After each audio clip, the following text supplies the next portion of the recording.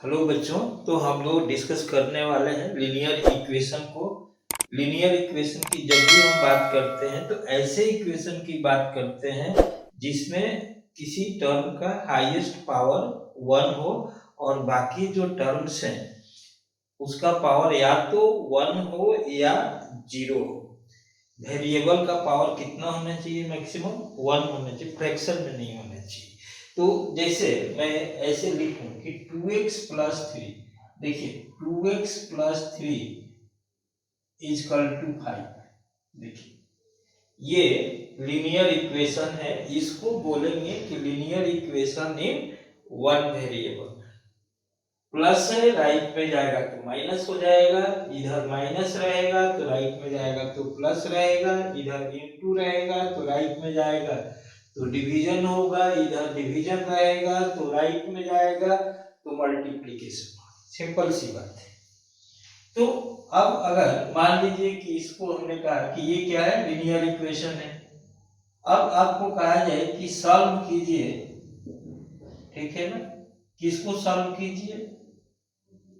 Solve कीजिए x plus 1/2 is equal to 2x minus 1/3।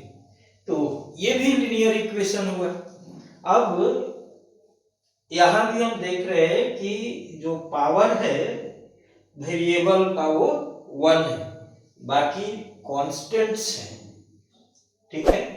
तो अगर 1 वेरिएबल का इस तरह का क्वेश्चन है तो उसमें जब भी सॉल्यूशन मिलेगा तो आपको सिर्फ और सिर्फ एक ही सॉल्यूशन मिलेगा। अगर एक से ज्यादा सॉल्यूशन मिल गया, वैसे केस में हम बोलेंगे कि ये जो सॉल्यूशन है वो एग्जिस्ट नहीं करता है। जस्ट फॉर एग्जांपल, जैसे मान लो कि हमने कहा कि x plus 1/2 is equal to, इसको सॉल्व किया तो मैंने क्या कहा कि जब डिवीजन रहेगा तो मल्टीप्लाई करते हैं, ट्रांसफर होगा तो मल्टीप्लाई होगा, ये इधर जा करके मल्टीप्लाई होगा, ये इधर जा करके मल्टीप्लाई होगा। मीन्स हम इसको क्या करेंगे? 3 इंटू एक्स प्लस 1 कर देंगे, इधर क्या हो जाएगा? 2 इंटू 2x माइनस 1 हो जाएगा।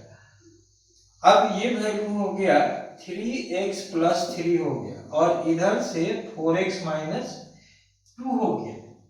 वेरिएबल को एक साइड में ले जाएंगे और कांस्टेंट को एक साइड में ले जाएंगे। तो अगर 4x को इधर ले आए तो 3x माइनस 4x और minus 3 minus 2 means minus x equal to, यहां से आपको मिल गया -5। माइनस को कैंसिल करने से x की वैल्यू कितनी आ गई? 5 आ गई। अब देखिए यहां पर पुट करने से 5 प्लस 1 6/2 3 आ रहा है।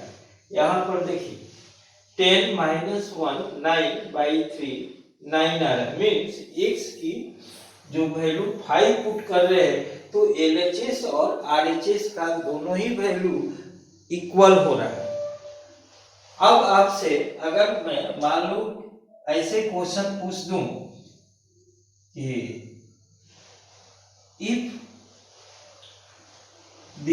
देखो यहां पर क्वेश्चन में पूछ रहा हूं कि the number of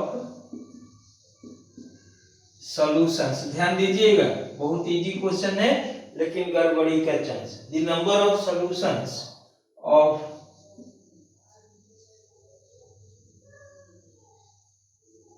x is equal to 2 and x is equal to 3।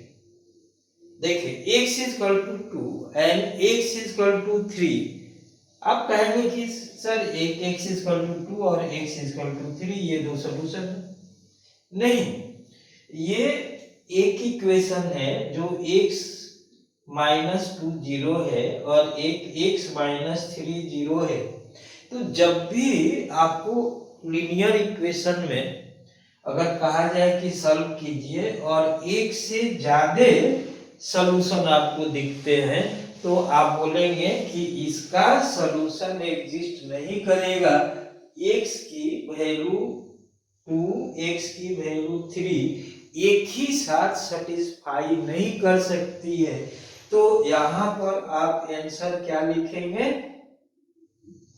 0। Number of solutions अगर ऐसा पूछ लिया, देखने में बहुत ही सिंपल क्वेश्चन है, लेकिन हो सकता है बाय डिफॉल्ट आपसे मिस्टेक हो जाए। तो 1 मार्क्स के क्वेश्चन में कभी कभी इस कैटेगरी का भी क्वेश्चन एक्सपेक्ट किया जाता है। ऐसा क्वेश्चन भी आ जाता है जो आप बोलेंगे कि अरे ये क्या बकवास चीज है, लेकिन उसमें 1 मार्क्स अगर चला गया तो बहुत ही वैल्यूएबल मार्क्स हमारा चला गया। चलो, तो linear equation in one variable आप समझ रहे होंगे। अगर आपसे एक चीज कहा जाए, ध्यान दीजिएगा, कि मैं आपसे बोलूं क्वेश्चन में कि इफ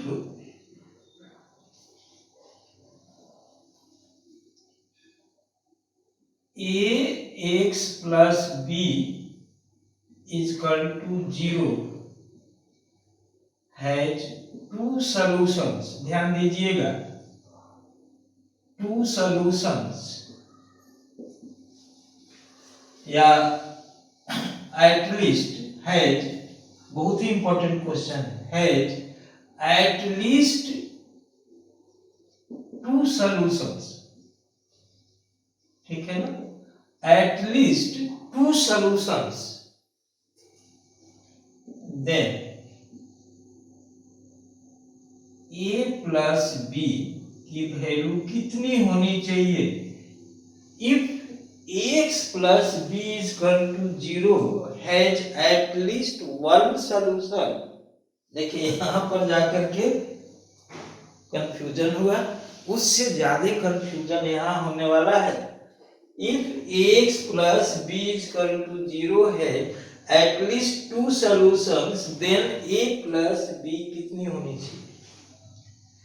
नहीं, देखो जब भी आप इसको सॉल्व करोगे तो x की वैल्यू क्या मिल जाएगी, -b/a मिल जाएगी, ठीक है ना।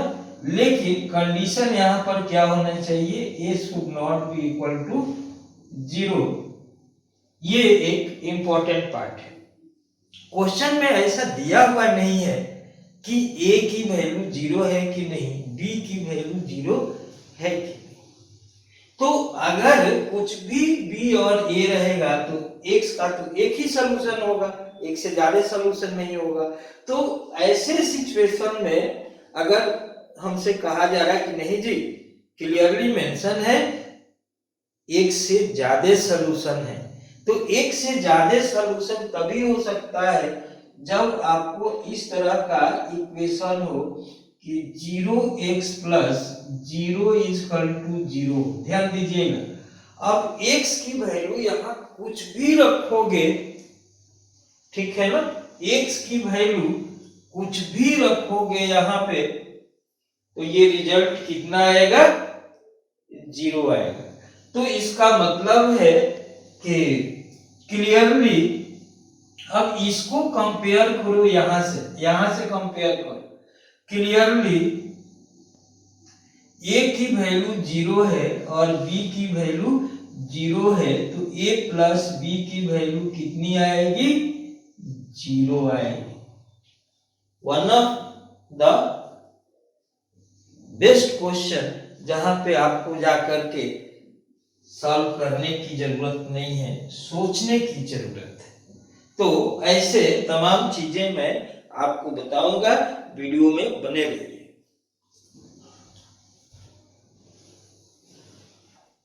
देखिए यहाँ पे टू वेरिएबल्स का इक्वेशन है, तो टू वेरिएबल्स के लिए हमें टू कंडीशन चाहिए, मींस टू इक्वेशंस रहने से हम उसे सॉल्व करेंगे। अगर एक ही इक्वेशन रहेगा तो उसमें जो भी सॉल्यूशंस आएंगे इनफाइनाइट सॉल्यूशंस आएंगे। तो यहाँ पे अगर मान लो कि हम ये जनरल इक्वेशन है, इसको बोलते हैं स्टैंडर्ड फॉर्म में है, तो इसको अगर सॉल्व करना है तो एक मेथड है जिसका नाम है क्रॉस मल्टीप्लिकेशन मेथड। इवन कभी कभी एग्जाम में पूछ भी देता है कि लीनियर इक्वेशन को सॉल्व करो लेकिन क्रॉस मल्टीप्लिकेशन मेथड से सॉल्व करो। तो आपको क्या करना होगा कि आपको यहाँ पे ये जो नंबर्स हैं ऐसे, जैसे B1 C1, देखिए B1 से स्टार्ट किए, B1 C1 B1 C, और फिर यहाँ से वापस आकर A1 B1 ऐसे यूज कर लेंगे।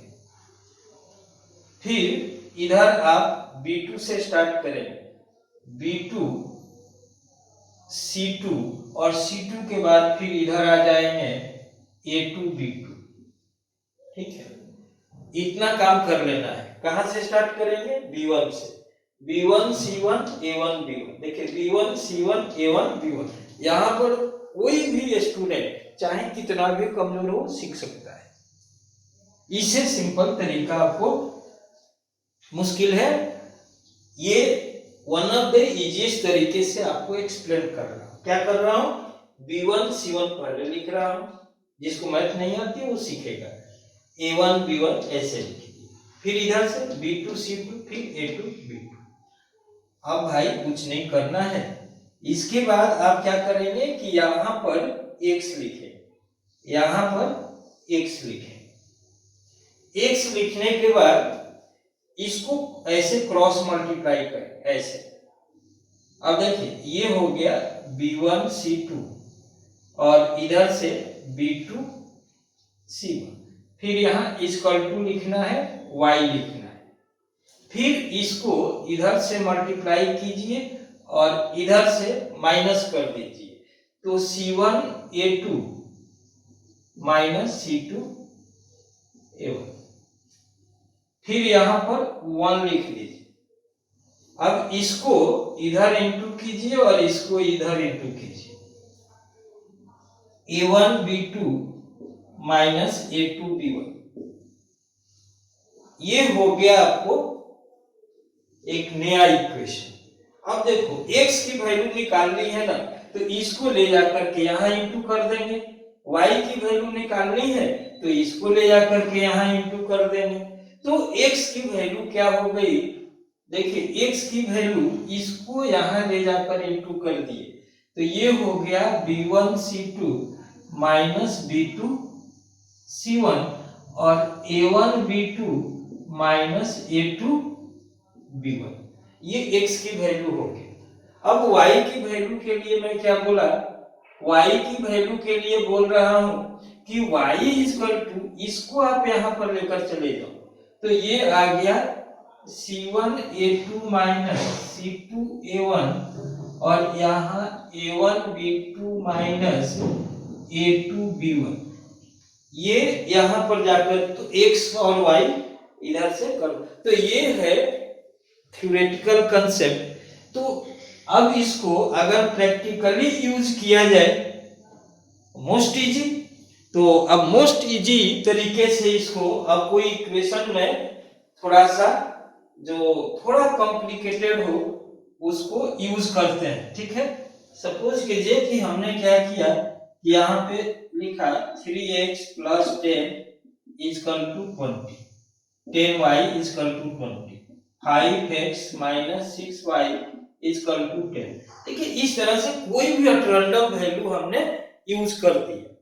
अब मैं क्या करूंगा कि यहाँ पे लिखूंगा, क्या कहां से शुरू करूंगा, पहले इसको थोड़ा चेंज कर लो। तो न्यू फॉर्म कैसे इसको चेंज कर लेंगे, इसको लिखेंगे 3x plus 10y minus 20 equal to 0, और इधर से 5x minus 6y minus 10 equal to 0। पहले वाले फॉर्म में आ गया। तो हम लोग इसको क्या किए कि क्रॉस मल्टीप्लिकेशन पे एक अरेंजमेंट किए। क्या किए, यहाँ पे पहले हमने लिखा कि 10 और फिर माइनस 20, और माइनस 20 के बाद क्या करना है, वापस 3 पर आ जाना है और फिर 10 लिखना है, फिर इधर माइनस 6 लिखना है, और ये माइनस 10 हो गया, फिर 5 माइनस 6 लिखना है। यहां से स्टार्ट करना है, 10 माइनस 20 3 10, ठीक है ना, 10 माइनस 23 है। फिर यहां से स्टार्ट करना है, -6 -10 फिर 5 एंड -6। अब आप क्या करो कि इसको क्रॉस मल्टीप्लाई करो। कैसे? यहां से ऐसे, यहां से ऐसे, फिर यहां से ऐसे, यहां से ऐसे, फिर इधर से ऐसे, यहां से ऐसे। तो पहले लिखना है क्या चीज? x लिखना है, और फर्स्ट जो मल्टीप्लिकेशन है वो x के नीचे लिखना है, इसके डिनोमिनेटर में लिखना है। तो ये -100 यहां लिख दिए, फिर ये क्या हो जाएगा, -120 हो जाएगा। उसके बाद y बाई, इसको इधर लिखने से -100, ये क्या हो जाएगा, +30 हो जाएगा। यहां पर क्या होगा, 1 बाई, यहां 1 लिखना है, ये -18 और माइनस कितना, 50। अब देखिए इसको सिंप्लीफाई कीजिए तो ये कितना आ गया, x बाई -220 आ गया, y बाई कितना आ गया, -70 आ गया, और 1 बाई कितना आ गया, 1 बाई -68 आ गया। अब x के लिए इसको जाके इंटू कर देंगे, x की वैल्यू -220 बाई -68 मीन्स 4 से डिवाइड कर देने से ये 55 हो गया और ये 17 हो। y की वैल्यू ये जाकर इधर मल्टीप्लाई हो गया तो 70 बाई 68, तो इसको क्या लिख सकते हैं, 35 बाई 34। इधर 2 से डिवाइड किया, इधर 4 से डिवाइड। अब चाहते हैं कि हम इसको वेरीफाई करें कि ये सही है या गलत है। तो वेरिफिकेशन, आप अगर मान लीजिए कि वेरिफिकेशन करना चाहते, this is not the part of solution. अब ये सॉल्यूशन का पार्ट नहीं है, ये सेल्फ सेटिस्फेक्शन के लिए है कि हमने जो क्वेश्चन को सॉल्व किया है, कहीं कैलकुलेशन मिस्टेक तो नहीं हो गया, कोई एरर तो नहीं आ गया है। तो भाई देखो यहाँ पर क्या करना है कि x की वैल्यू को पुट करनी है। LHS में 3 इंटू 55 बाई 70 और प्लस 10 इंटू 35 बाई 34। इसको मैं 34 करूंगा तो ये कितना हो जाएगा, 110 हो जाएगा। तो 3 इंटू 110 क्यों किया हूं, एलसीएम लेने के लिए किया हूं, प्लस ये 350 और बाई में 34। अब ये कितना हो गया, 330 बाई 34 प्लस 350 बाई 34। अब देखो इनको प्लस करने से 0538 एंड 336 बाई 34, ये 34 टू जा 68 और इधर से 0 कितना आ गया। अब दूसरे वाले को चेक करने की जरूरत नहीं है, दूसरा भी सेटिस्फाई हो ही जाएगा। तो इस तरह से आपने देखा कि जो क्रॉस मल्टीप्लिकेशन है one of the easiest method है, जहां पे हमें क्वेश्चन आराम से सॉल्व हो जाएगा। एंड ये जो कमिंग आपको हायर क्लासेज होंगे वहां पे सबसे ज्यादा यूज होगा एलिमिनेशन मेथड वगैरह, जो भी हम काम करते हैं वो उतने यूज नहीं होते हैं जितना ये यूज होता है। कभी कभी हम क्या करेंगे कि लीनियर इक्वेशन को सॉल्व करने के लिए किसी एक वेरिएबल के कोफिशिएंट को इक्वल करेंगे। एग्जांपल में सॉल्व, सपोज कीजिए कि आपको हमने कहा कि solve 2x plus 6y equal to 5 and 3x minus y equal to 2। Suppose कीजिए कि इसको हमें सॉल्व करना है, तो हमें ये देखना होगा कि किसका कोफिशिएंट थोड़ा सा छोटा दिख रहा है तो मल्टीप्लिकेशन भी इजी होगा। तो यहाँ पर 2 and 3, ये 6 थोड़ा बड़ा दिख रहा है, तो 2 and 3 है, तो x को एलिमिनेट करते हैं। तो x को एलिमिनेट करने के लिए आप क्या कीजिए कि इसके कोफिशिएंट को इक्वेट कर दीजिए। तो कोफिशिएंट को इक्वेट कैसे करेंगे, इसमें इस पूरे इक्वेशन में इस पूरे इक्वेशन में हम क्या करेंगे कि इसके कोफिशिएंट से मल्टीप्लाई करेंगे और इस पूरे इक्वेशन में इसके कोफिशिएंट से मल्टीप्लाई करेंगे। देखो बहुत ही आसान है। तो इधर से आ गया आपको कितना 6x आ गया और ये कितना आ गया 18y आ गया और ये कितना आ गया 15 आ गया।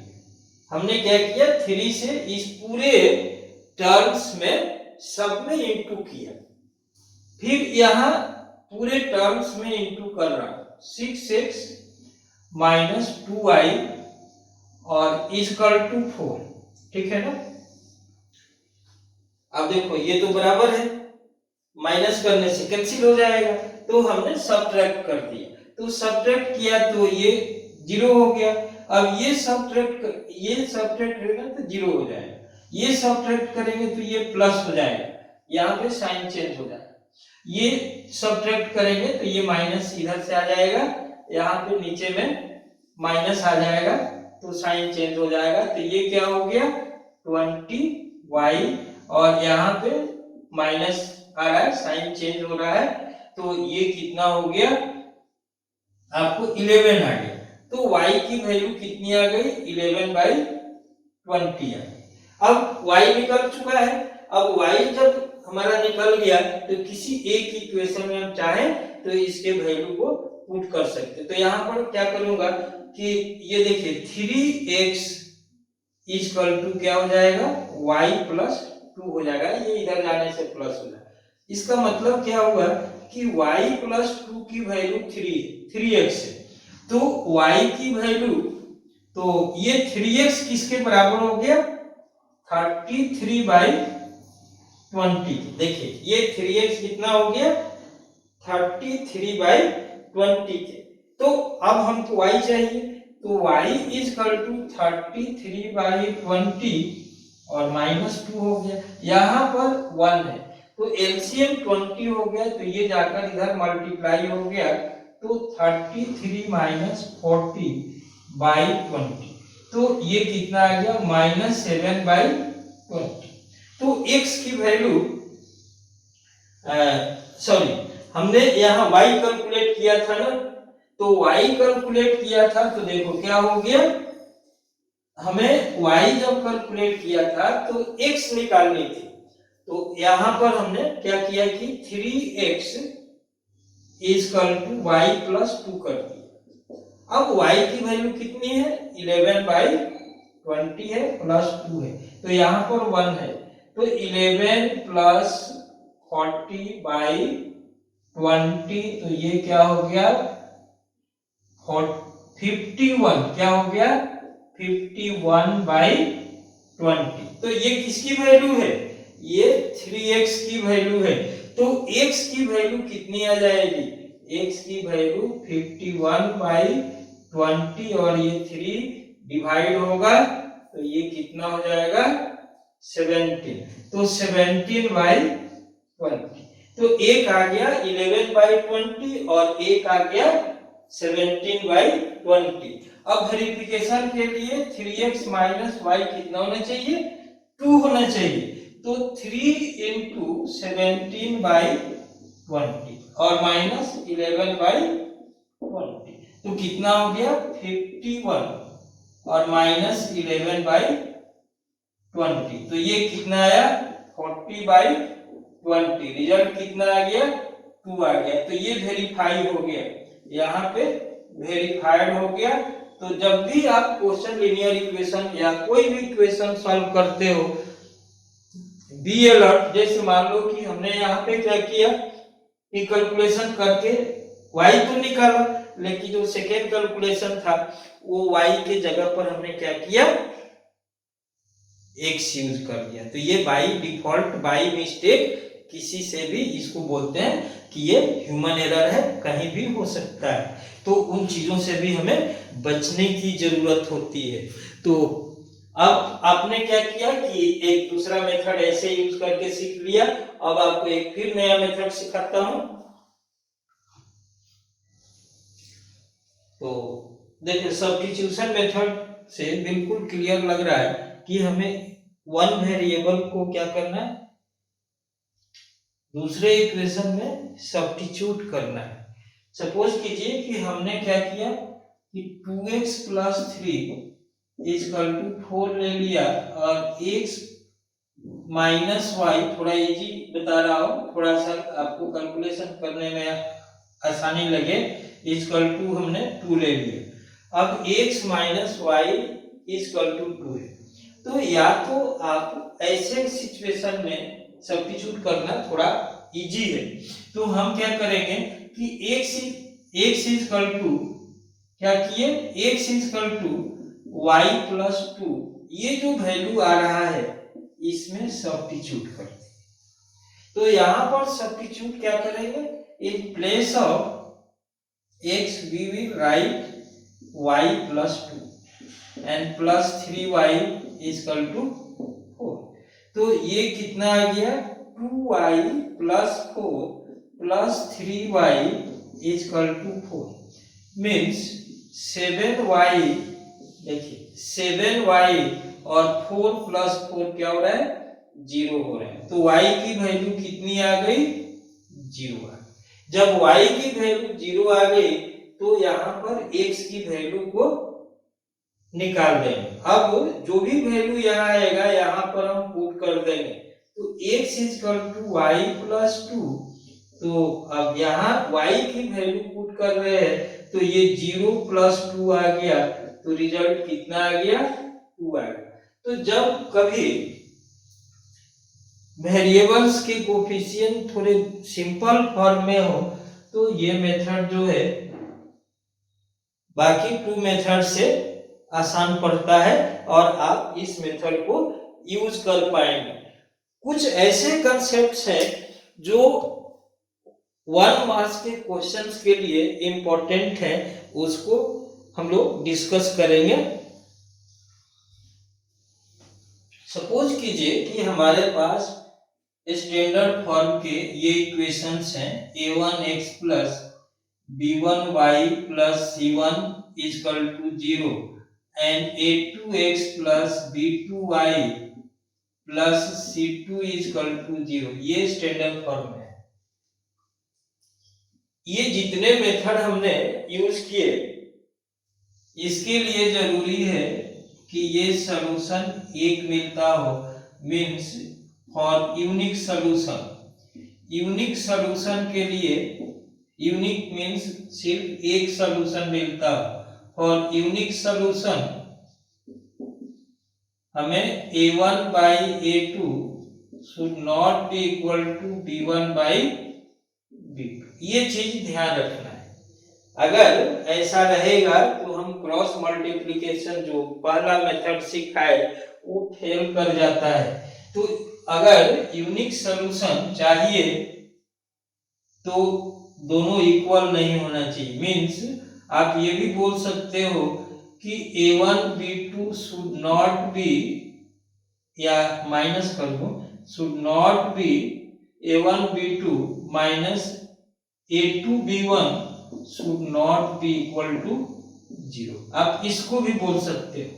तो क्रॉस मल्टीप्लिकेशन में डिनोमिनेटर में ये रहता है, तो ऐसे जब रहेगा कि भाई ये 0 हो जाए तो यूनिक सॉल्यूशन नहीं होगा। समझ में आ रहा है, यूनिक सॉल्यूशन के लिए ये होना जरूरी है। सेकेंड में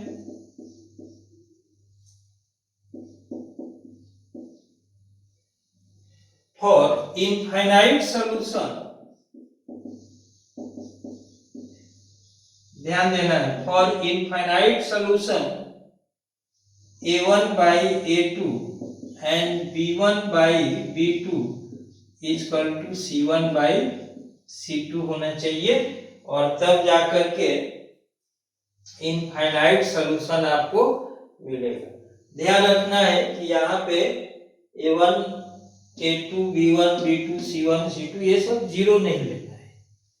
अब थर्ड में आ जाइए जिसमें कहा जाए कि for no solution, this is very important, for no solution ध्यान रखिएगा, बहुत सारे जगहों पे इतने माइन्यूट कंसेप्ट नहीं मिलते हैं।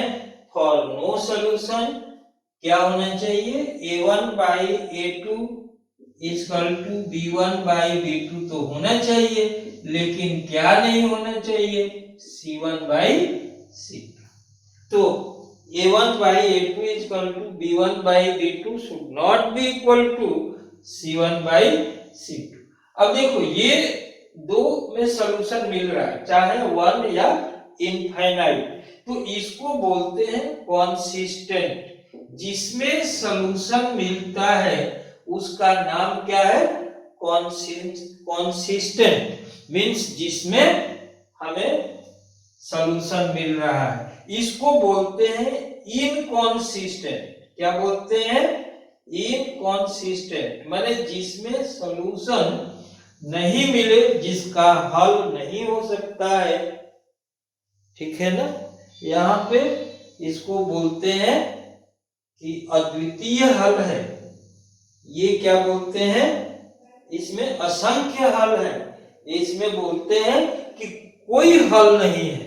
तो कोई हल नहीं होने के लिए ये पॉइंट, बहुत सारे हल होने के लिए एक, इसको ये भी बोल सकते हो, कभी कभी इनफाइनाइट या असंख्य नहीं बोल करके आपको बेवकूफ बनाया जा सकता है, कहा जा सकता है कि 1 से ज्यादा सॉल्यूशन है। तो यहाँ पे 1 से ज्यादा सॉल्यूशन जब भी आएगा तो इनफाइनाइट या अनंत या असंख्य सॉल्यूशन आएगा। तो बहुत सारे सॉल्यूशन यहाँ पे आ सकते हैं। ये चीज रिमार्केबल है, ये ध्यान में रखने की जरूरत है। लीनियर इक्वेशन इन 2 वेरिएबल्स अगर है और ग्राफ में प्लॉट करना है, तो आपको मालूम होना चाहिए कि जब भी 2 वेरिएबल का लीनियर इक्वेशन रहेगा या 1 वेरिएबल का लीनियर इक्वेशन रहेगा, तो वो स्ट्रेट लाइन को रिप्रेजेंट करेगा। 2 वेरिएबल का भी करेगा और 1 वेरिएबल का भी करेगा। जब 3 वेरिएबल का इक्वेशन रहेगा तो वह प्लेन को रिप्रेजेंट करता है, जो कि हमारे सिलेबस स्टडी से थोड़ा बाहर है। तो फर्स्ट ऑफ ऑल हम लोग कोई भी लीनियर इक्वेशन ले लेते हैं। सपोज कर लो कि हमने 3x प्लस 2y और इक्वल टू 12 ले लिया, ठीक है ना। आपसे अगर ये इक्वेशन है, देखो यहाँ पे क्वेश्चन मैं क्रिएट कर रहा हूं, if 3x plus 2y is equal to 12, then area by bounded, देखो एरिया बाउंडेड बहुत इंपॉर्टेंट क्वेश्चन है। Area bounded by this line comma x axis and y axis, देखिए इसको हमें निकालना है। तो सबसे पहला जरूरी चीज क्या है कि हमें इसका ग्राफ आना चाहिए। तो ग्राफ के लिए क्या करेंगे, मोस्ट इजीएस्ट तरीका जो है, एक रेक्टेंगल ले लें, रेक्टेंगल को बीच से डिवाइड कर देंगे और फर्स्ट जो रेक्टेंगल का पार्ट है, जो यूनिट है, यहाँ पर x और यहाँ पे y है। अब कोई भी, जैसे जो मेजर इजी तरीका है वो क्या है कि एक बार x की वैल्यू को 0 रख देते हैं और एक बार y के वैल्यू को 0 रख देते हैं। तो जैसे मान लो कि हमने x की वैल्यू को 0 रख दी, ध्यान दीजिएगा, x की वैल्यू को जैसे हमने यहाँ पे 0 रखा तो ये 0 प्लस 2y हो गया और इक्वल टू 12 हो गया। तो y की वैल्यू कितनी आ गई, 6 आ गई। तो 6 यहाँ पे लिख लिया, ठीक है। अब क्या करना है कि y की वैल्यू को 0 कर दो, y की वैल्यू को 0 कर दो। जब y की वैल्यू को 0 कर दोगे तो यहाँ पर देखो 3x और प्लस 0 इक्वल टू 12, तो x की वैल्यू कितनी हो जाएगी? 4 हो जाएगी। तो x की वैल्यू को 4 यहां लिख दी। 2 पॉइंट्स स्ट्रेट लाइन को खींचने के लिए सफिशिएंट है। तो अब हम चलते हैं लाइन को खींचने का प्रोसेस करने। इधर जो हाईएस्ट वैल्यू है ये 4 है, इधर हाईएस्ट वैल्यू 6 है। हमने क्या किया कि y को इधर 6 यूनिट्स में डिवाइड कर दिया, 1 2 3 4 5 6, इधर 6 यूनिट कर दिया। इधर 4 यूनिट ले रहा हूं तो 1 2 3 4, यहां पे 4 यूनिट लिया। अब स्केल से आप इसको क्या कीजिए, स्केल से आप इसको कनेक्ट कर दीजिए। अब जब स्केल से कनेक्ट कीजिएगा तो ये इधर जाएगा और ये इधर नीचे तक जाएगा। ये जो पार्ट है ये पूछ रहा है कि इसकी वैल्यू कितनी है, इसका एरिया कितना है। तो ये तो एक राइट एंगल ट्रायंगल है जिसमें x की वैल्यू को 0 लेने से x की वैल्यू 0 इस पर मिलेगा, तो 0 एंड 6 यहाँ पर है, मीन्स ये 6 यूनिट है। ये 4 0 यहाँ पर, अब ये 4 यूनिट है, मीन्स यहाँ 4 है और यहाँ 6 है, तो एरिया क्या हो जाएगा, half into base into height हो जाएगा। तो इस चीज को अगर यूज किए तो हाफ इंटू बेस की वैल्यू 4 और हाइट की वैल्यू 6, तो ये कितना हो गया, 12 स्क्वायर यूनिट्स हो गया। तो इसका एरिया कितना आ गया, 12 स्क्वायर यूनिट हो गया। देखिए इसको ग्राफ से सॉल्व करना है। बेसिकली ग्राफ से सॉल्व करना एक टीडियस प्रोसेस है, तो हमको क्या करना चाहिए कि ग्राफ दिखाना चाहिए और साइड में थोड़े रफ वर्क करना चाहिए। तो फर्स्ट ऑफ ऑल ग्राफ जिसे दिखाने के लिए आप मान लो कि पहले वाले का एक टेबल बना लो। तो फर्स्ट वाले का अगर टेबल बनाए तो हमने कहा कि यहाँ पर x और y ले लेता हूँ, ठीक है। तो जब x की वैल्यू 0 लेंगे तो y की वैल्यू 2 आएगी। देखिए x की वैल्यू 0, तो 0 प्लस 3y इक्वल टू 6 है, तो y की वैल्यू कितनी आ रही है, 2 आ रही है। जब y की वैल्यू 0, तो यहाँ पे 2x इक्वल टू 6 आ रहा है, तो x की वैल्यू क्या आ रही है, 3 आ रही है, तो यहाँ पर लिखेंगे 3। एक टेबल हो गया। अब आप क्या करो कि इसके लिए अलग से टेबल बना लो। तो इसके लिए अलग से टेबल बनाए, फिर x और y यहाँ पर लिखे। अब x की वैल्यू 0 रखने से ये माइनस वाई इक्वल टू -2, तो y की वैल्यू 2 हो गई। जब y की वैल्यू 0 रखेंगे तो x माइनस 0 इक्वल टू -2, तो x की वैल्यू, y की वैल्यू क्या रखे, 0 रखे, तो x की वैल्यू क्या मिली, -2। ये सेकेंड टेबल हो गया। अब इस टेबल के थ्रू हम चाहें तो लाइनें खींच सकते हैं। तो लाइनें खींचेंगे, पहले वाले के लिए देखिए क्या जरूरत है, 0 से 3, तो 0 1 2 3, ऐसे रफली हमने, आपको टेबल रहेगा तो टेबल से भी आप चार्ट वाले जो कॉपी रहती है उससे आप बना सकते हो। अब इधर जो वैल्यू हमने 1 2 3 ले लिया है, तो x की वैल्यू को क्या लेनी है, 3 लेनी है। तो x की वैल्यू जब 3 लेंगे तो y की वैल्यू 0, एक पॉइंट ये हो। जब x की वैल्यू 0 मीन्स इस पर जाएंगे, तो y की वैल्यू, देखिए y की वैल्यू जब हमने 0 लिया तो ये मिल, y की वैल्यू जब 2 ले रहे हैं मीन्स मैक्सिमम 2 लेना है, तो 1 2 3 यहाँ तक। तो ये 2 and 3 एक पॉइंट ये हो गया। हमने क्या किया कि इसको स्केल से ड्रॉ किया, स्केल ले लीजिएगा, स्केल से मिला के दोनों पॉइंट को मिला करके आप लाइन खींच सकते हो। अब 0 2 लेना है, x की वैल्यू 0, y की वैल्यू 2, तो 0 2 ये रह गया, ठीक है। और x की वैल्यू -2 मीन्स इधर अगर -1 है तो इधर -2 है, और एक पॉइंट ये है। अब देखिए इधर से मिलाने से ये मिल रहा है, तो ये जो पॉइंट ऑफ इंटरसेक्शन है जहां पे लाइन आपस में इंटरसेक्ट करते हैं उस पॉइंट को बोलते हैं सॉल्यूशन।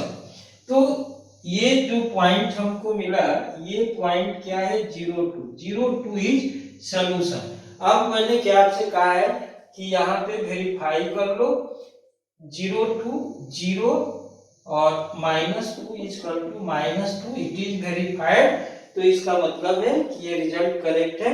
और इस तरीके से जब आप ग्राफिकल अगर क्वेश्चन है तो आप ऐसे सॉल्व कर सकते हो।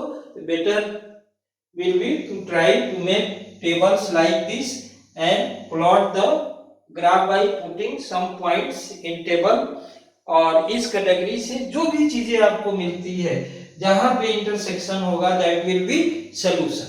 अगर मान लो कि लाइनें ऐसी हो जाए, ध्यान दो, लाइनें अगर ऐसी हो जाए इसका मतलब है कि नो सॉल्यूशन। यहां पर हम बोलेंगे कि नो सॉल्यूशन, ध्यान रखिएगा।